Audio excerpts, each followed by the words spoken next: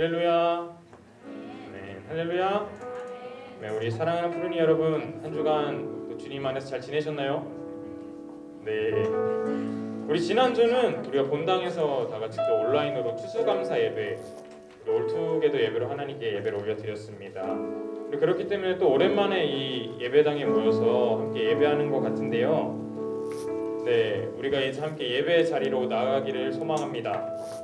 네, 언제나 우리의 곁을 지키시는 하나님만 바라보며 또 우리의 마음을 정돈하시면서 우리 찬양하며 나아가도록 하겠습니다.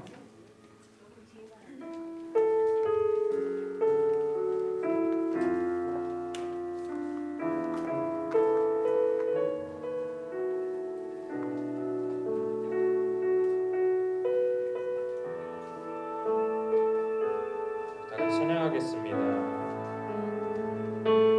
안개가 날 가리워, 안개가 날 가리워,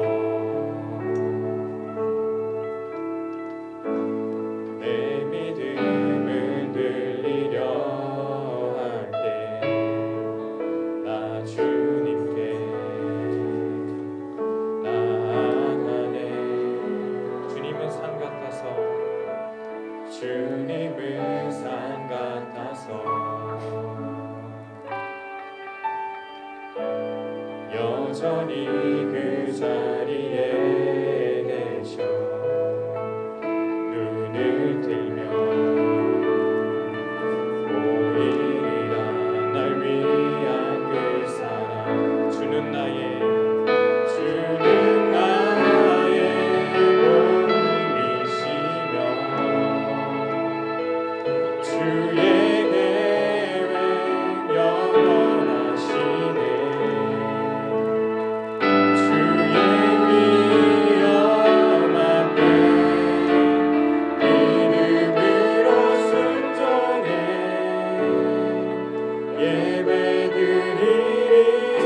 주님께서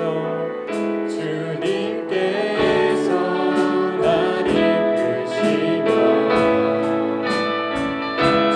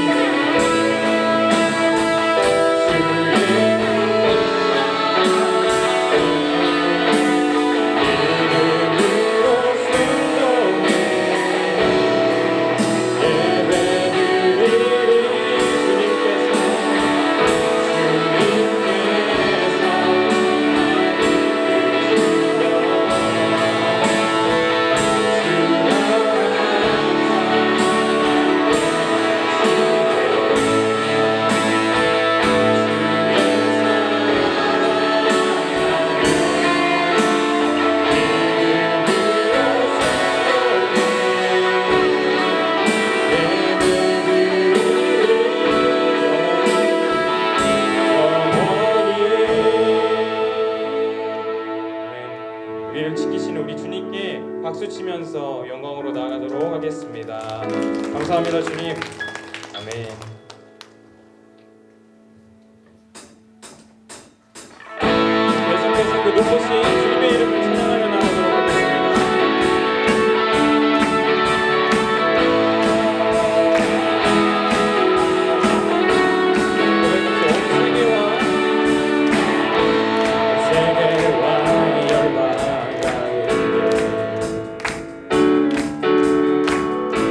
예수와 같은 이름 없네. 죄악과 어느 세상 유일한 소망. 예수와 비교할 수 없네. 아멘. 모든 민족이 구원한 이름 예수.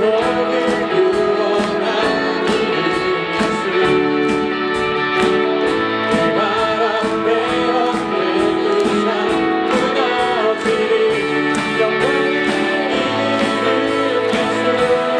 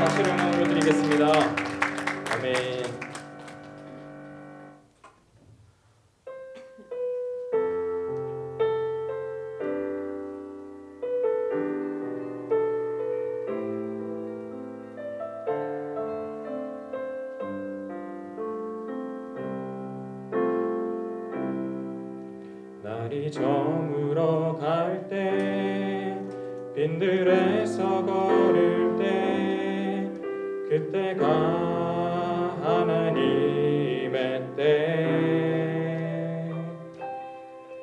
내 힘으론 안 될 때 빈손으로 걸을 때 내가 고백해 여호와 이래 주가 일하시네 주가 일하시네 주가 일하시네 주께 주가 일하시네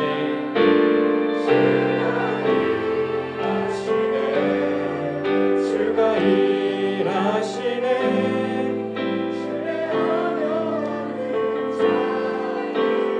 다 같이 처음부터 고백해 보겠습니다. 날이 저물어 갈 때 저물어 갈 때 빈들에서 걸을 때 그때가 하나님의 때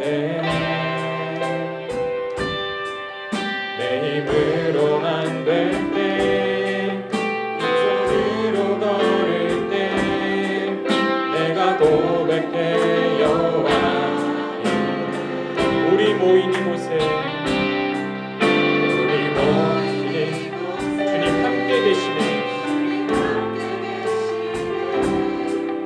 우리 내 아버지 은혜 적은 떡방울 내 모든 걸 드릴 때 모두 고백해 여호와 주가 일하시네 주가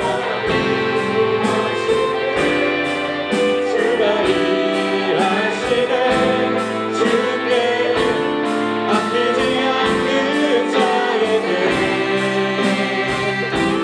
주가 일하시네 주가 일하시네 하며 없는 자에게 주가 일하시네 주가 일하시네 주가 일하시네 주께 아끼지 않는 자에게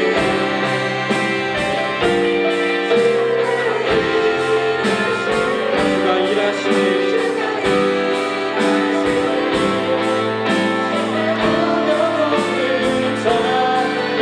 주님은 나의 산성 주님은 나의 산성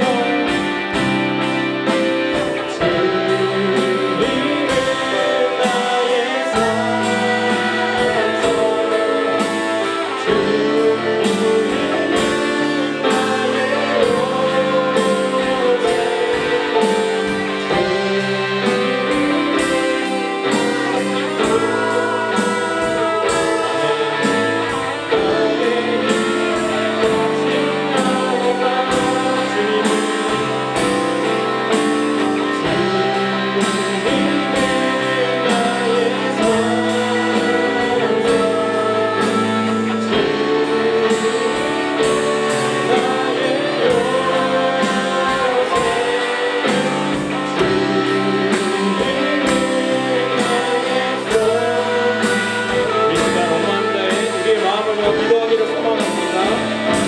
아끼지 않는 자들 되게 하여 주시옵소서.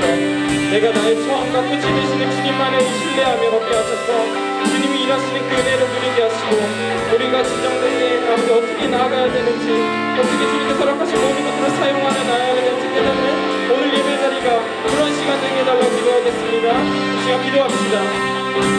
그렇습니다. 주님께서 하신 모든 것 나의 처음과 끝 아버지 되신 주님만을 신뢰하며 아버지 하나님 영접하며 나가기 소망합니다. 아버지 하나님 나의 것이 아닌 주님의 것이기에 내가 주님께 아버지 여쭙고 더 돕는 지혜를 구하기 소망합니다. 우리 함께 하여주셔서 아버지 우리가 기도할 때 들으시고 아버지 응답하셔서 주님의 성사를 하기에 선포하는 기도를 하는 것이고 우리 주님 예수로 주님 함께 하여주셔서 네, 프로젝트들 안녕하세요. 우리가 이제 온라인으로 오프라인으로 함께 예배를 드리고 있습니다. 우리가 올 한 해 동안 이렇게 코로나19 상황을 맞이하면서 이렇게 온라인으로도 예배를 드릴 수 있게 되었는데요. 온라인에서 예배를 드리든지 오프라인 예배당에서 예배를 드리든지 하나님의 임재하심이 동일하게 나타나는 그런 말미암아 예배를 통해서 주시는 힘과 은혜와 능력으로 살아내는 우리 푸른이가 되었으면 좋겠습니다. 우리가 계속 기독교 세계관으로 세상을 바라보고 또한 우리가 추구해야 할 가치가 무엇인지를 점검하고 확인하고 있습니다. 특별히 지난주부터는요, 직업에 관한 이야기를 나누면서 재정에 관한 얘기, 그리고 오늘은요, 그에 확장돼서 이 거둠의 원리라는 제목으로 함께 말씀을 나눠보고자 합니다. 거둠이라는 건 무엇이죠? 뿌려질 때 비로소 얻어지는 것을 바로 거둠이라고 합니다. 그렇다면 성경적으로 바라봤을 때 거둬들이는 것, 그 원리는 어떻게 되는지 우리가 말씀을 통해서 살펴보고자 합니다. 오늘 하나님께서 우리에게 주신 말씀은 갈라디아서 6장 7절에서 8절 말씀입니다. 우리가 한 목소리로 읽겠습니다. 시작! 스스로 속이지 말라. 하나님은 업신여김을 받지 아니하시나니 사람이 무엇으로 심든지 그대로 거두리라. 자기 육체를 위하여 심는 자는 육체로부터 썩어질 것을 거두고 성령을 위하여 심는 자는 성령으로부터 영생을 거두리라. 아멘. 일본의 기무라 아키노리는 세상에 하나밖에 없는 사과를 생산하는 농민입니다. 농약 한 방울, 비료 한 주먹 없이 키운 사과로 유명해졌는데요. 태풍이 불어도 나무에 붙어 있고 또한 사과나무에는 병충해가 덤비지 못한다고 합니다. 그래서 그가 생산한 사과는 기적의 사과라고 불리웁니다. 과수원을 산처럼 자연선 환경으로 만들고 땅의 자연 회복 능력을 살리면서 열매를 맺을 것이라고 생각한 이 기무라는요, 이 잡초를 베지 않고 과수원을 그대로 내버려 두면서 땅이 스스로 치유와 회복의 능력을 살리도록 했습니다. 사과나무를 심은 지 10년 만에 과수원에 2개의 꽃이 드디어 피었습니다. 그리고 2개의 사과가 열렸습니다. 사람들은 이 2개의 사과가 열린 것을 보고 실패했다고 말하지만 기무라 씨는 이렇게 이야기했어요. 2개가 열렸으니 다음엔 과수원에 온통 사과가 열릴 것이다 라고 생각합니다. 왜냐면요, 사과나무를 심었기 때문입니다. 기무라 씨가 사과를 심은 땅을 조사해 보니까요, 땅은 아주 깊이에 영양이 가득했고 사과나무의 뿌리는 일반 사과나무보다 2배나 더 깊이 뿌리를 내리고 있었다고 합니다. 그로부터 3, 4년이 지난 후에요, 기무라 씨의 사과 밭에서는 다른 곳의 사과와는 다른 사과들이 맺히기 시작했다고 합니다.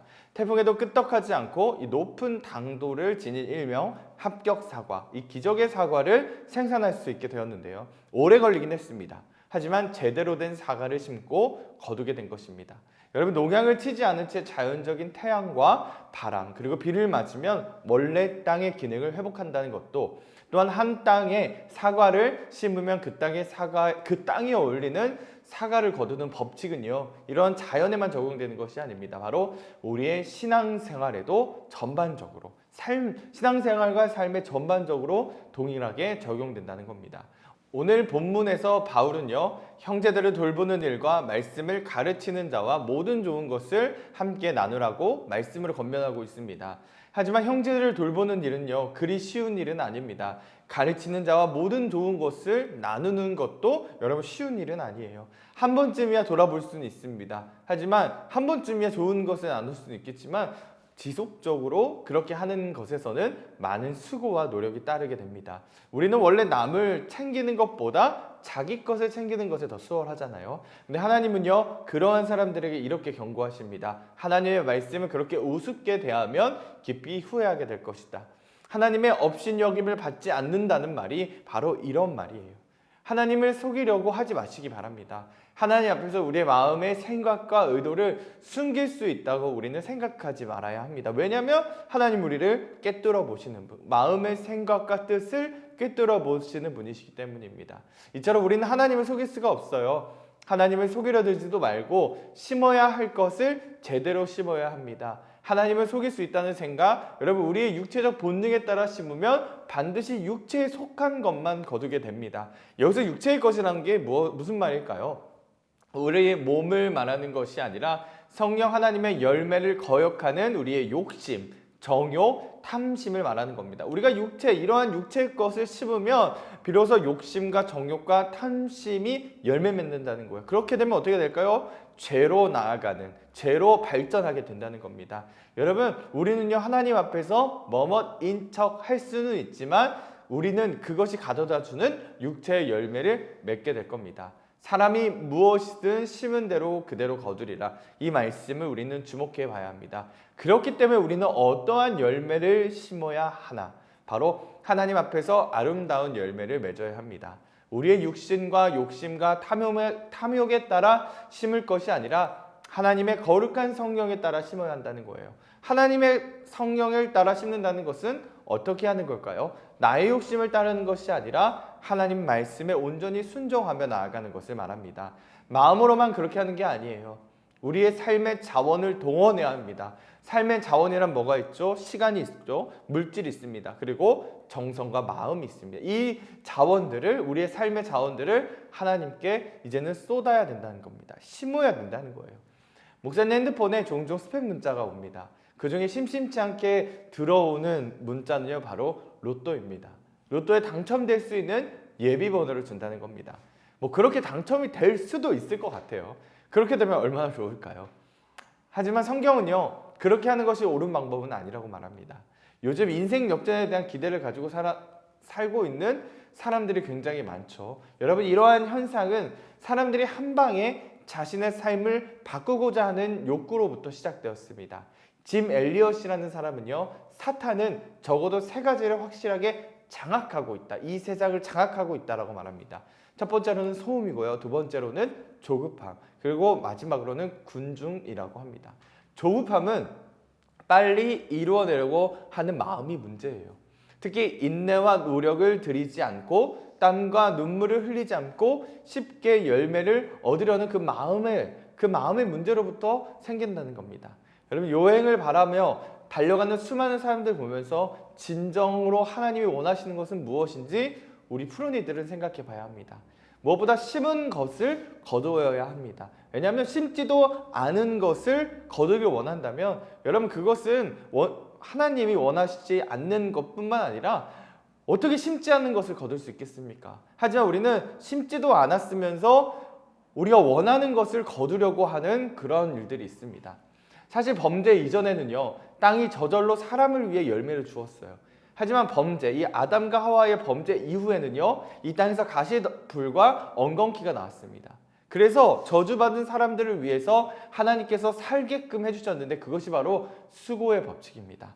얼굴에 땀을 흘리며 수고하면 땅이 열매를 준다는 건데요, 이 수고에서 양식을 얻을 수 있는 것도 바로 하나님의 복이라는 겁니다. 그런데 기억해야 될 건 뭐냐? 수고에서 양식을 얻을 때, 즉 다시금 씨를 뿌리는 작업부터 우리가 수고해서 비로소 이것을 가꿀 때만이 양식으로 얻을 수 있다는 겁니다. 그렇기 때문에 반드시 기억할 건 뭐냐면 내가 심은 것을 거두어야 한다는 사실 기억하시기를 바랍니다.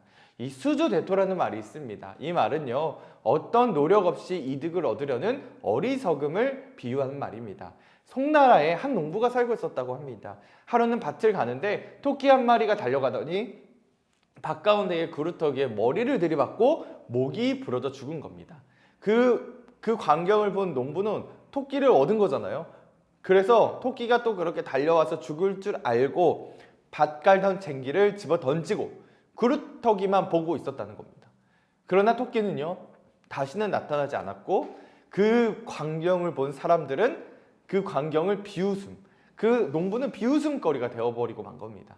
여러분, 심지 않은 데서 거두려고 하는 것은 하나님을 놀리는 거예요. 그리고 이것은 탐심입니다.